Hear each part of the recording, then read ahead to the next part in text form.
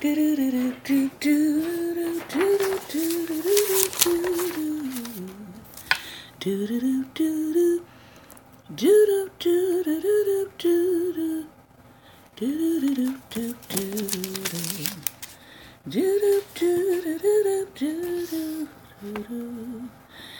morning, good morning, good morning.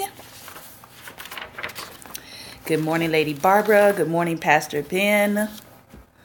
I want to say good morning to everyone. We had some fun on Friday. All of my questions were answered.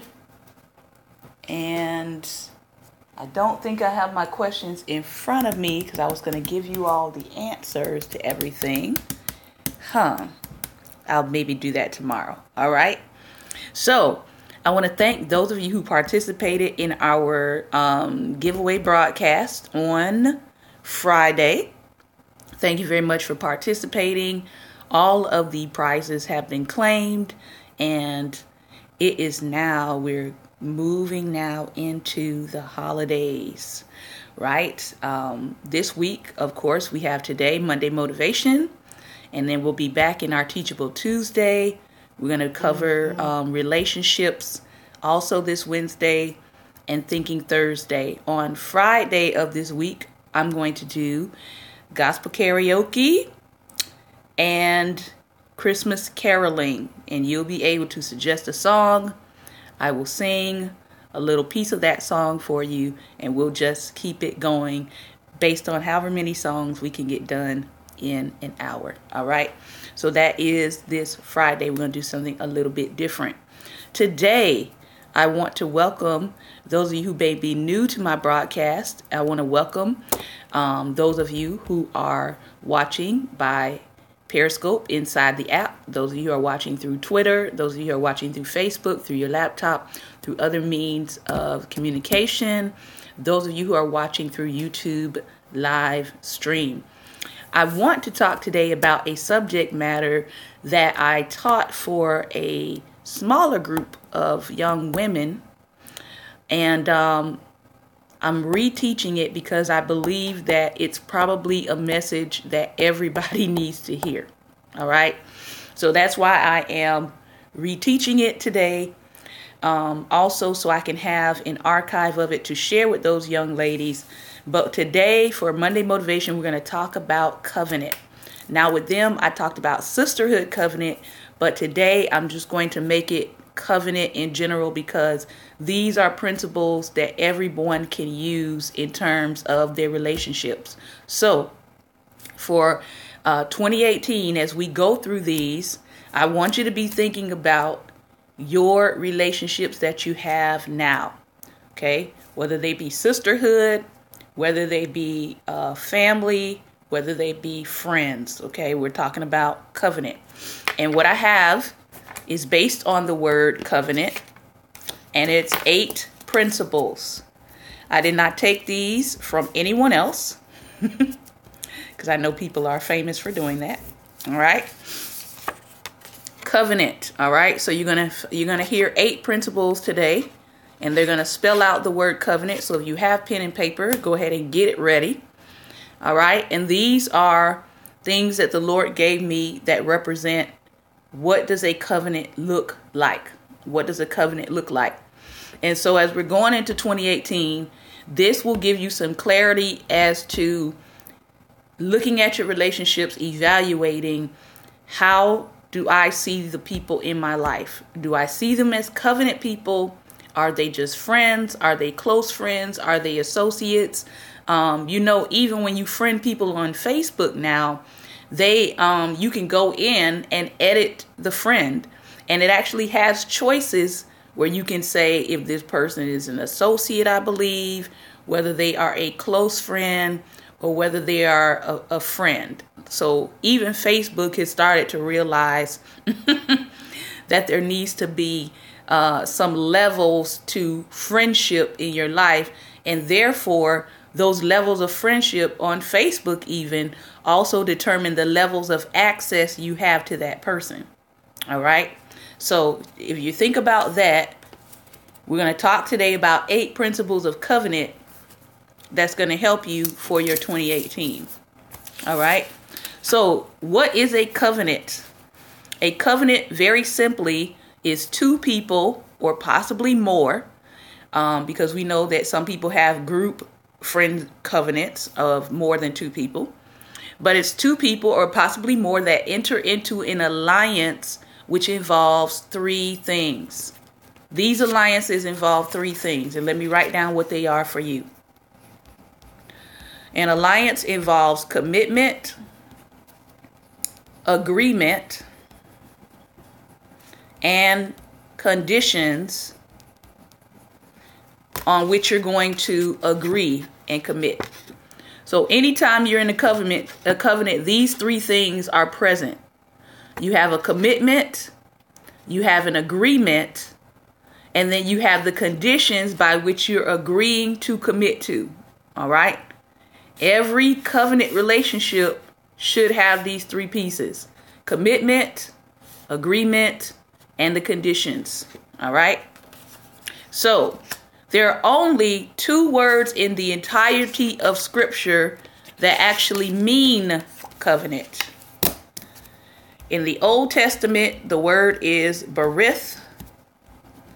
And in the New Testament, the word is diatheke. All right. So in the Old Testament, the word is berith. In the New Testament, the word is diatheke. All right. The Old Testament word means an alliance, a pledge, a treaty, a league, a constitution, and agreement. In the New Testament, the word means testament, will, or cutting covenant. So if you think about it this way, when you're talking about you're in covenant with someone, or you're in covenant friendship or covenant relationship, you're actually saying you have some established rules and boundaries. All right. One of the words for covenant is constitution. So I want you to think about this with the people who are in your life, especially those that you may call covenant friends. Do you have a established word with them?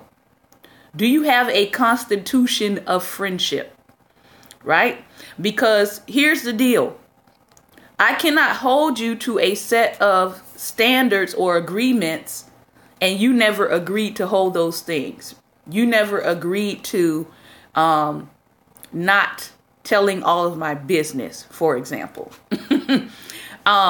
You never agreed to keeping my personal information private. All right. And sometimes when we meet people and we get in relationships with them, we start holding them to our internal constitution that we never went over with them. We never had a discussion about what it means to you to be a friend. And so what happens is when people violate your trust, or they violate a standard that you hold to, but you never communicated, then we get mad at people and we start cutting them off. All right. We start kicking them to the curb. But you have to go back and ask yourself, did I establish a constitution with that person? Did I establish rules and boundaries with that person? Did I make it clear to this person that I considered them a best friend, a covenant friend, that I considered that what I was sharing with them would not go past me and them? All right. And so as much as we tell people, the best confidant to have is the Lord, people are people. Humans are going to human. You're going to have a tendency to want to share things and identify and confide in someone else in this earth realm. So before you do that, all right, it's important for you to establish boundaries and terms for your relationship and make sure you and that person is clear on what your relationship means. All right. So when we're talking again about covenant, we're talking about what alliance have you made? What constitution or agreement have you made? What will have you made? Most of us know, if we've read scripture, that covenant often involved, especially with God, covenant involved some shedding of blood. Okay. When the scripture says and talks about them cutting covenant, it often required blood. So we don't do blood covenants, all right? But we do agreements. We do pledges, okay? And we should be establishing a constitution. In other words, the boundaries and the rules around our relationships. So that being said, I was asking the Lord about this word covenant, and I was like, this is a very wide topic. You can go in lots of different directions with covenant, but I just asked him for what are 8 basic principles that I can share that can help people to figure out, do I have covenant friends? Because that's really the big question. Going into 2018, do I have covenant friends? Have I been putting people into categories that they shouldn't be into? Some of you who follow me on Facebook saw the post I put about people being in our circle and people being in our sphere, okay? I don't have circles. I have spheres of friends. In other words, I have friends who are in different fields, okay? Whether it's professional, whether it's personal, whether it's family, and sometimes those spheres connect. And sometimes people who are in my professional sphere get to meet people in my faith sphere, get to meet people in my family sphere, all right? So we have to ask ourselves a question. Are these people covenant friends? Are they friends? Or are they acquaintances and associates? All right. And one of the things that I wrote on my page is that some people have people in their circle of friends who should have never made it past hello. They were maybe a professional relationship, and that professional relationship either turned personal or it got out of the boundary of the Constitution for a professional relationship. All right. And maybe it happened because that you got familiar with that person, or that person was around you all the time, or you maybe started hanging out with them in your break room, or you started going to lunch with them. And then that professional relationship turned personal, but it doesn't necessarily mean it was supposed to turn personal. It might have turned personal out of convenience. All right. So we have to look at our relationships, our connections, and make sure that we are not putting people in a place in our life that they never intended to be in. All right. Because when we do that, again, we put expectations on people. And then when they don't fulfill those expectations, then we get upset. All right. So let's start with number 1. What does a covenant relationship look like? What's a characteristic? The first one is a covenant friend, a covenant person covers you in grace, truth, and love. So if you're taking notes, this is the first one. A covenant person covers you in grace, truth, and love. They display love's character. And if you don't know what love's character is, 1 Corinthians 13 will help you with a true definition of love. All right. So they display love's character, and they live in full truth, and they provide you grace in your process. Let me say that again. They display love's character, they live in full truth, and they provide grace in the process. What do I mean by living in full truth? Well, if there are people in your life that you know are living in partial truth for themselves, or they are living a life that is kind of deceptive, they try to pretend to be someone who they're not, they try to pretend to have more than they really do, etc. If they're not living in full truth, how do you expect them to tell you the truth? Right? So they're not being truthful to themselves about who they are and where they are in life. How are you expecting them to tell you the full truth? All right. This person is not intimidated by you and will tell you the truth. All right. So they will tell you the truth. If you are committing adultery, this is going to be your friend that tells you, hun, that's not a platonic relationship. You're committing adultery. I don't care if you haven't gotten to the physical part yet. you're committing emotional adultery. This is going to be that friend. All right. But they're not going to leave you with just the truth. They're not going to just tell you, look, you're committing adultery. They're going to say, but you know what? You can change. Let's get you some help. Let's get you some counseling. Let's sit you and your husband down and work out your relationship. It's not too late. All right. This is the person, again, who's going to provide grace in your process. They're not just going to tell you the truth. They're going to provide grace for you in your process. And they're going to do it in love. They're not going to put your stuff on blast. All right. Because again, with a covenant friend, you've established a constitution. They're not going to agree with your wrongdoing, but they're not going to be publicly shaming you either. All right. And I think in this day and hour, a lot of people have proven that they cannot possibly be a covenant friend to anyone because they believe in publicly shaming people for everything. All right. So if you do that, but then they bring up your past, what do you do? Can you clarify your question a little bit more, Latoya? So a person, again, and we're talking about covenant friends, a person who brings up your past, are they bringing it up to remind you that you've been down this road before? Or are they bringing it up to remind you that you don't want to repeat the same mistakes of your past, right? Because I have friends who know lots of things about my past, but they're not bringing up my past to shame me. They bring up my past to say, hey, this is what happened. This is what you were doing before. Let's not go back down that route. I want to make sure you don't go back down that route again. So it also has to do with what is their intention of bringing up your past. Trust me, the friends that I had around me that were bringing up my past to try to shame me in my present, they're not in my covenant friendships. Let's just put it that way. All right.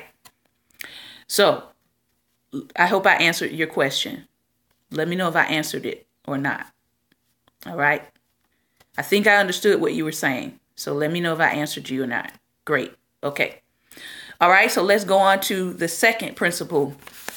A person who is a covenant friend is open to correction. They're open to correction. And here's the other part. They're open to being corrected. We have a lot of people that have one-sided friendships. What do I mean by that? It means that one friend is doing all the correcting all the time, but they're never open to being corrected themselves. That is an imbalanced relationship.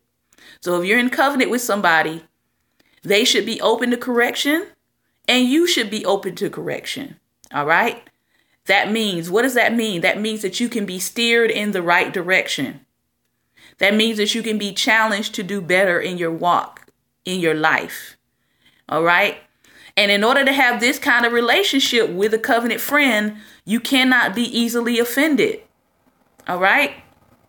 I have some friends put some hearts on the screen. If you have friends in your life that you've had for let's say over 20 years. All right. If you have covenant friends that you have in your life for over 20 years, oh, that's terrible. Well, hopefully there's a way to restore your relationship if possible. If you have some friends that you have been connected to 20 years or longer, you put hearts on the screen. All right. If you have friends that you've been connected to for 15 years or longer, you can put hearts on the screen. Let's see. We have anybody on here? Good. All right. You can tap the hearts or you can put hearts on the screen like Lady Barbara did. All right. If you have covenant friends that you've been friends with for 10 years or longer, put some hearts on the screen. 10 years or longer. Good. All right. If you have anybody in your life that you've been friends with for at least 5 years or longer, put some hearts on the screen. Okay. So some of us may just be building up to having very, very close relationships, but understand In a covenant relationship, you cannot be easily offended. All right. Some of my friends that I've had in my life since I was probably about 19, 20. Okay, so that's 20 years. I'm 40 now. I remember one time, good morning, Mr. Williams. I remember one time I was in college. I had just gotten up to school. It was my first semester. I'm from Miami. I was into the whole Luke culture. All right, Luke Skywalker culture. And I was that girl. I was the girl who was like, you know, I wanted to be a video vixen at one point in my teenage years. So when I came to college and I was introduced to cultures other than the Miami 305 Luke Skywalker culture, all right, when I was introduced to other girls, other young women who had come from different backgrounds than me, and we were all about to go out for a night on the town, you know, as our newly freed college selves, all right? And everybody had their outfits on, and I was still getting changed. And when I came out that room with now a very popular outfit now, but it was definitely not then, okay? I had on a bra and a sheer shirt and some Daisy Dukes and some heels. Yes, I know. Some people are like, I can't believe that. Believe it, okay? I have friends that can attest. So I come out the room and I'm like, okay, you know, let's go to the club. And they all looked at me like, where you think you going? And I can laugh about it today because, again, these young ladies are still in my life. And they were covenant friends. Why do I say that? Because they corrected me. They corrected me. And they said, we don't do that. This group of friends we don't dress like that. And they literally were not leaving until I changed. Hello? They were like, you're not going anywhere with us with a bra on and a sheer shirt. That's not going to work. All right? Now, mind you, they had on their club attire, but it wasn't as transparent as mine. And they corrected me and they said, look, you're not going anywhere with us until you put some clothes on. Okay? And that was my first introduction to, good morning, Lady Watts. That was my first introduction to friends that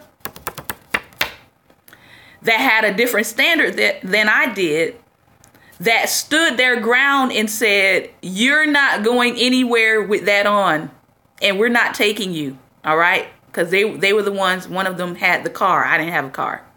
All right? So in other words, a covenant friend is open to correction and can be corrected. So you have to ask yourself, can I be corrected in this relationship? And is this person open to correction from me? All right? So I'm moving on. Covenant. So we talked about 2. We're talking 8 principles of covenant this morning. The first one is that person can cover you in grace, truth, and love. They display love's character. They live in full truth. They provide grace in the process. They're not intimidated by you, and they tell you the truth. That's the first one. The second one is they are open to correction, and you are open to correction. Both of you can be corrected. You can be steered in the right direction. You can be challenged to do better, and you're not easily offended. All right? Thirdly, a covenant friend values you. They value you as a person over your gifts. Let me say that again, because this one is very telling, especially in the body of Christ. A covenant person values you as a human being, your person, over your gifts. That means when your gift cannot do for them, they still value you as a person. All right? Stay on topic. If you can't stay on topic, you're going to have to lead a chat. All right? A person who values you as a human being. So that means when you can't perform whatever it is that you're good at, Maybe you are sick. Maybe you are incapacitated. Take a look at how does that person treat you when you cannot offer them a service or a gift or a good. Are they still kind? Are they still cordial? Do they still call you? Do they check up on you? Do they know if you're dead or alive? Or do they only communicate with you when it's time for them to get something from you? When it's time for them to utilize you maybe as a guest or a speaker? And when it's time for you to maybe sing for them or come to an event or purchase something from them? Because network marketing people, I'm praying for all of y'all. All right. So your relationship with them has to be based off of more than a gift. When you're in covenant, it's more than a gift. All right. That can be a kingdom partnership. That can be a professional relationship. That can be a spiritual relationship. But we're talking about covenant friends. Covenant friends value you as a human being. They value you when you are sitting around in your auntie robe with your rollers in your hair and your slippers on your feet. And maybe you don't have on a full face of makeup. Covenant people value you. And listen, covenant people, they don't harbor jealousy. They don't harbor envy or malice or resentment. They push you towards God. They don't try to diminish you, but they let you shine being you. If you have to look like the Doublemint twins to be a part of this person's life, that's not a covenant friend. If you have to be their twin, you have to have the same hairdo, you have to wear the same outfit. Listen, you're not a clone. You're called to be a covenant friend. You're not a clone. You're a covenant friend. All right. So I hope that it's helping someone today. Next principle, moving along. A covenant friend encourages and uplifts you. A covenant friend not only corrects you, not only can be corrected, but they encourage and uplift you. This is a person who is supportive. And they're not supportive in watching you destroy yourself. Because some people are like, oh, you shouldn't support me in everything. No, I'm not going to support you in self-destructive practices. I'm not going to support you in getting involved in a relationship that I know is not good for you.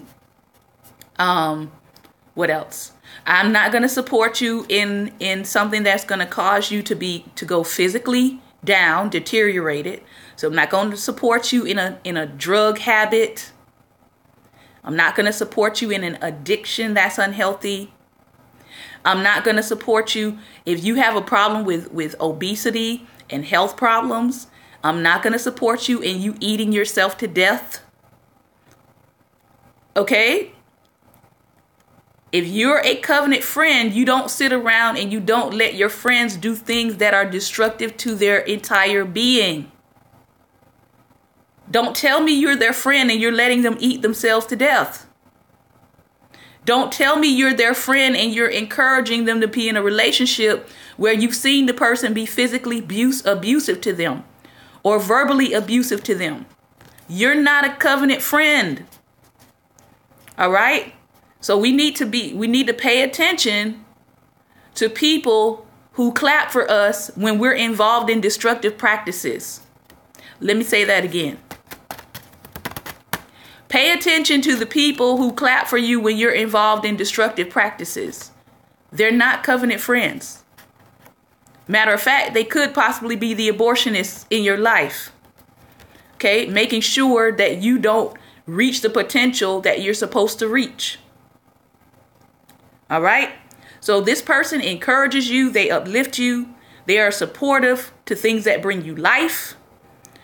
They're a person who's also can be equally yoked in your interest, in your spiritual capacity, in your intensity, and a person who is spirit-filled and prayer-filled. They're spirit-filled and prayer-filled. They don't necessarily have to go around saying e ba ba ba ba to to to bo bo bo all day long to be spiritual. I know that's the impression that the church is given. But a person who is spiritual is a person who walks after the spirit and not after the flesh. They're a person who consistently obeys what God has said and what the Holy Spirit is leading them to do. That's a spirit-filled person. All right? They're the person that when you call on them to pray, they will pray. They won't just put it off and say, okay, I'm going to pray for you. I'm going to pray for you. I'm going to pray for you. No, they say, let's stop. Let's do this. Let's pray right now. Let's intercede. Let's get God's mind on it and move forward. They're a person that has a spiritual capacity and intensity for the things of God, like you do. All right. If you're a person who is maybe called to ministry, you do a lot of traveling per se. You don't want a whole bunch of people around you who don't like to pray, who don't like to read their word, who don't like to talk about spiritual matters. Yes, there are going to be times when you may want to be laid back, or you may want to go out to eat, or you may want to catch a movie, etc., etc. But at the times when you need them to step up to the plate spiritually, you want someone who is equally yoked in spiritual things as a covenant friend. All right? That when you say, hey, let's pray, they're not looking at you and laughing hysterically. Because that's a problem. All right, let's move on. I want to make sure I get through all of these. Okay. Next one. A person who is a covenant friend. This is another important one the Lord gave to me. This person navigates difficulty with you. Let me say it one more time. A covenant friend navigates difficulty with you. Keyword, with you. This person can protect your heart. They know how to protect your heart. They know how to protect your character. They look out for your reputation. They look out for the protection of your gifts and your skills. This is a person that is not going to stand around while your character is being assassinated, annihilated, defecated on, or your reputation. They're not going to stand there and be quiet. They're not going to stand there and nod silently. They're not going to stand there and sip coffee while someone destroys your character and your reputation. This is a person who desires to protect your gifts and skills. And so this might be the person in your life that says, hey, you're doing too much. You're doing a little too much. You need to come off the road. You need to come away. You need to relax. You need to get some time for yourself. I'm noticing you're a little spiritually depleted. You need some more time in your prayer closet. You need to build yourself up on your most holy faith. This is that person. Okay. Now, this is very important, what the Lord said that I thought was very powerful about a person who navigates difficulty with you. He said this. This is a person, all right, these are my two little soldiers here. This is a person who goes into the trenches with you and doesn't come out of the trench without you. Good morning, to be loved. I said, listen, what? I want you to think about a war. I want you to think about an army. I want you to think about soldiers. All right? And if you've ever seen a war movie, you know what a trench is. Okay? It's kind of this natural barrier where they are inside of the trench and they are looking up out of the trench and they are in a war. And they are having to assess the enemy and shoot from that trench and assess whether or not they could come out of the trench either to move forward or to retreat. This is a person who goes into the trenches with you and doesn't come out of the trench without you. This is a person who doesn't abandon you when you're wounded. This is a person, like many soldiers have to do, that when they have someone who is with them and they're wounded, all right, they are trained, all right, to pick that person up and carry them back to safety. Okay, this is the person who doesn't abandon you because seasons have changed in your life. This is the person who doesn't abandon you in winter and then show back up in summer like everything is cool. Listen. How many people abandon people in their winter season? In other words, the season when things are dead, the season when things are dropping off, the seasons maybe you have gone through a tough financial time in your life. I went through a season like that, lost home, car, job, etc. I paid attention to who stayed around.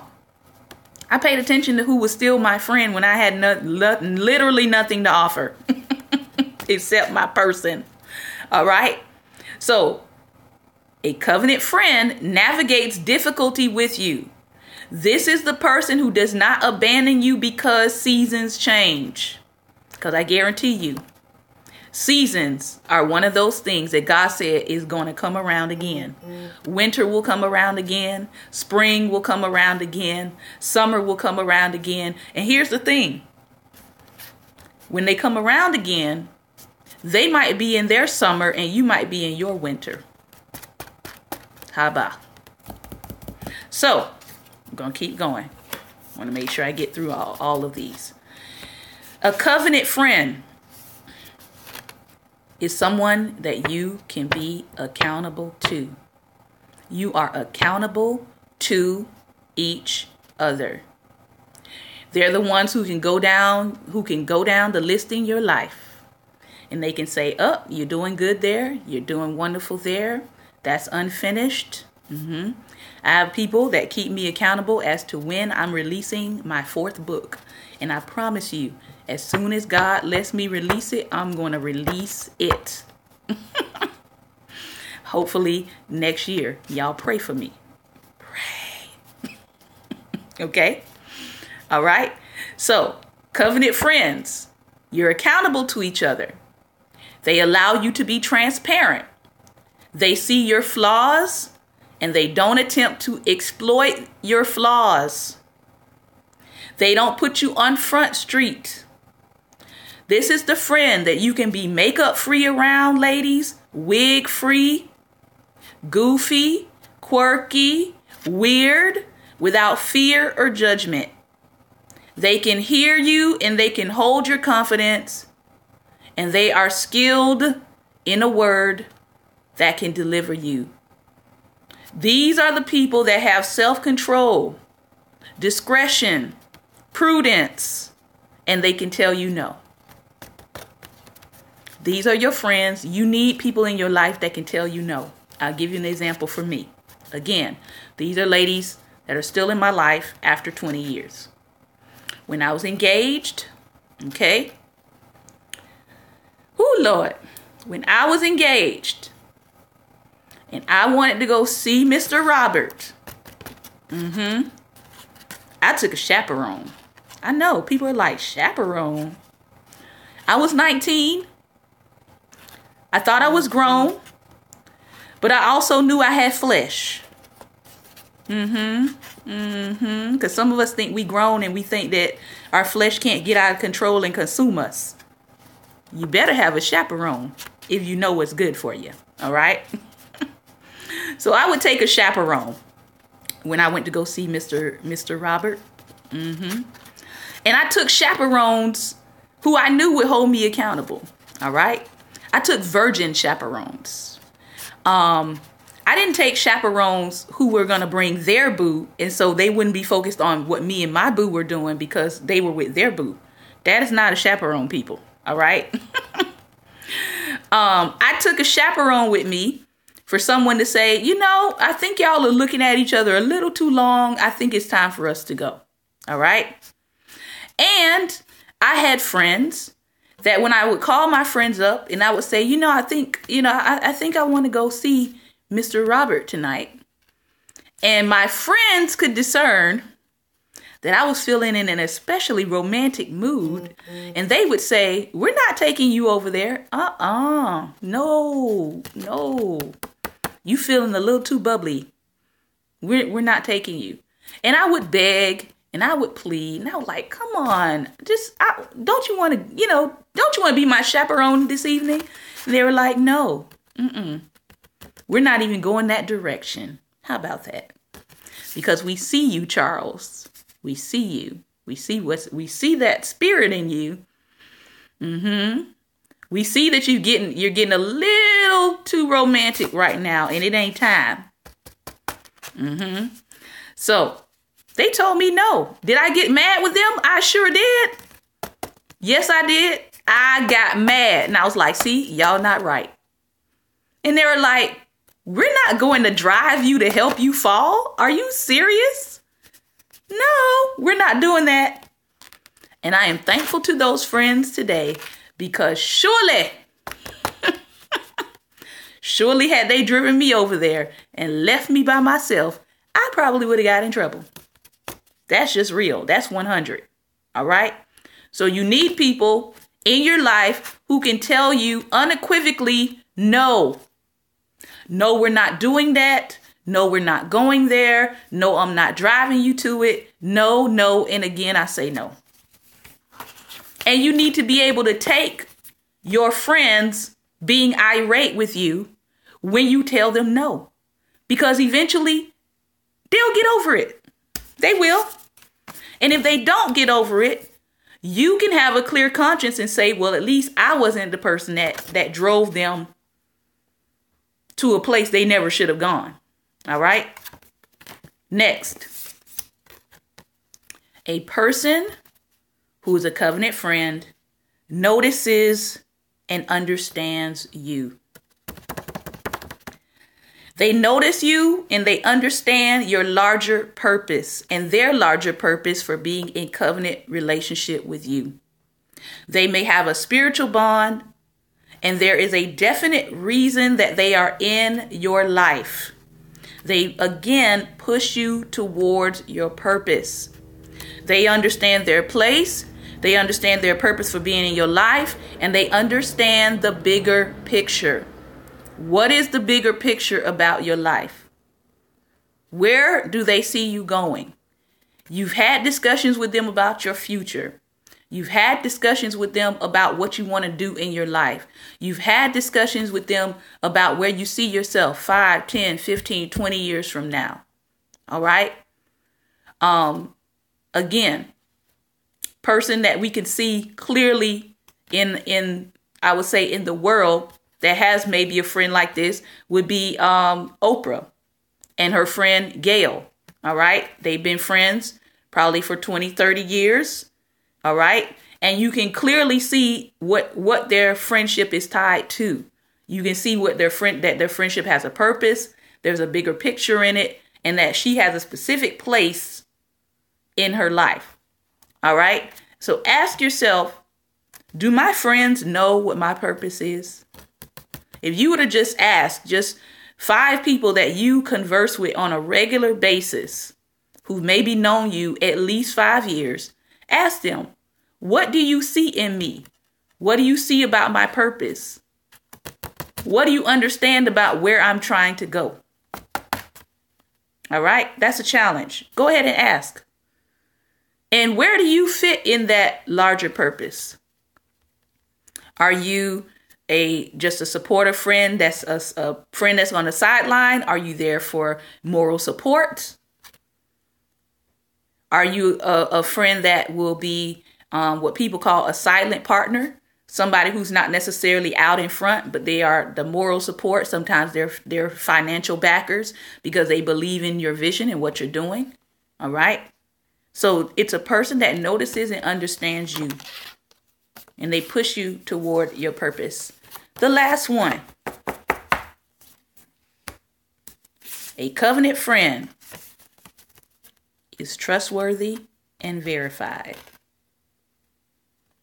This is probably the hardest one that people deal with, because we live in a culture where everybody is trying to have some dirt on someone else, right?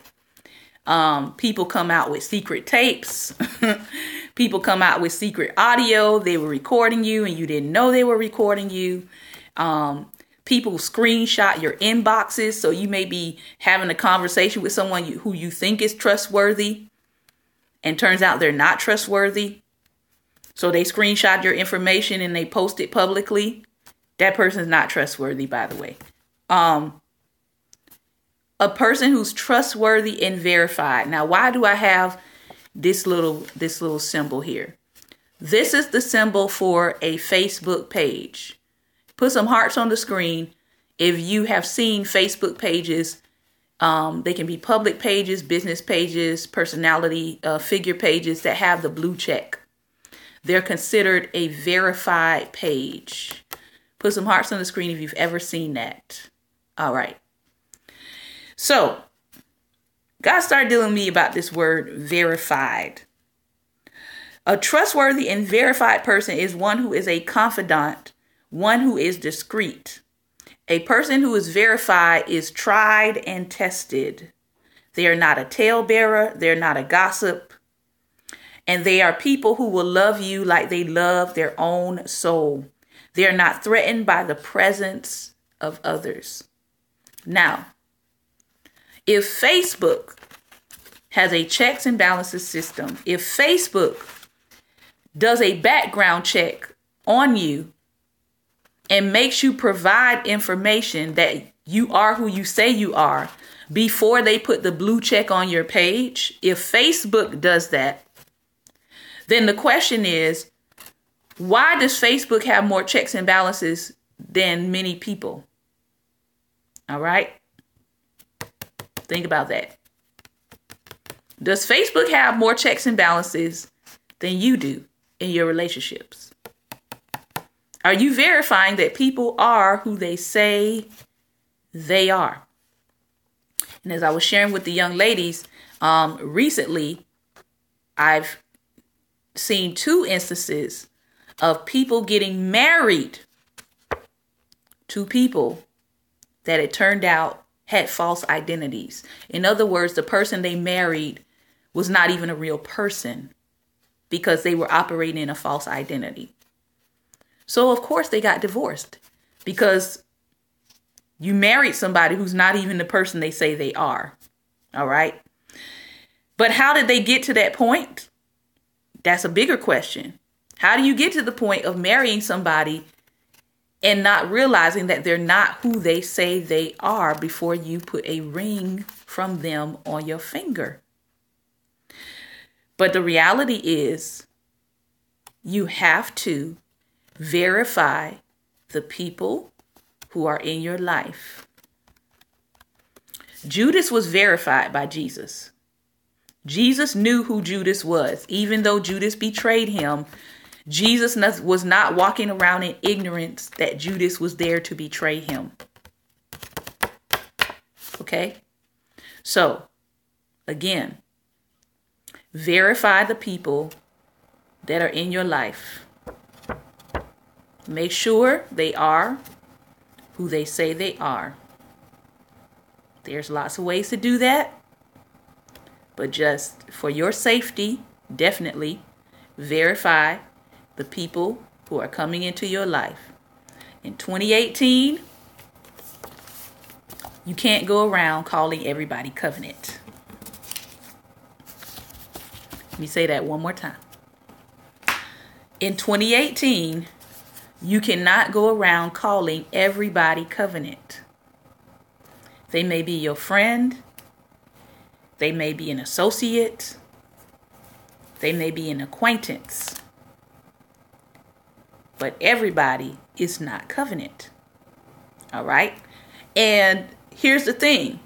They can grow into being a covenant friend. But if you just met somebody 5 days ago, 2 weeks ago, 30 days ago, 3 months ago, I'm going to strongly caution you against calling them covenant. And here's a mistake we make. Okay? Here's a mistake we make. Just because someone may give financially into your life does not necessarily make them covenant. All right? Because unfortunately, we do have people that will come and they will try to buy your friendship. But that doesn't necessarily mean they're covenant. All right? Think again about the characteristics of a covenant person. I'm going to go over them real quick. And then we'll be done for today. I want to thank y'all for your time and attention. I know this was different. I like to read out of the Kingdom Disciple book, but I felt it was important to share this today. Somebody needed it. Somebody needed some clarity. So, a covenant person covers you in grace, truth, and love. They are open to correction and they're open to being corrected. They value your person over the gifts that you can provide. They encourage and uplift you, and they are supportive in a way that brings you life. They navigate difficulty with you. They know how to protect your heart, character, and reputation. You can be accountable to this person, and the person can be accountable to you. They notice and understand your larger purpose for covenant, and they are trustworthy and verified. They can be tried and tested. They are not threatened by the presence of other covenant people in your life. All right? So, this has been another episode of Daring Dialogues. I am your host, Shantae Charles. I hope that you will join me back tomorrow at 11 a.m. Eastern Standard Time. We are here Monday through Friday, every day at 11 a.m. Eastern Standard Time, and we're talking all kind of subject matter, history, politics, race, relationships, etc., finance, health, etc. All right. Remember, this Friday, I'm going to do karaoke. So if you have a song that you want to submit, you can go ahead and do that by contacting me through email, or you could do it live on the show. And I'm going to try to karaoke through gospel songs. Thank you for joining us on our YouTube broadcast, Ilana and Mr. Williams. So I'm going to try to do that through for an hour, as many songs as I can get through. So I only do a snippet of all requested songs. Okay? Gospel, Christmas carols. Gospel, Christmas carols. Gospel, Christmas carols. I can sing other stuff. I just choose not to. Gospel, Christmas carols. Got it? Good. All right. Thank you again for your time and attention. Remember, light is the most daring opposition to darkness. So please go out today and be light. Thank you again. Take care and God bless. And thank you again, YouTube. You can also watch me live stream on my Periscope channel or subscribe to Periscope, which is pscp.tv/Life Nation, one word. Take care and thank you for tuning in. Please, please, please share this broadcast. Somebody needs to know today what a covenant friend is.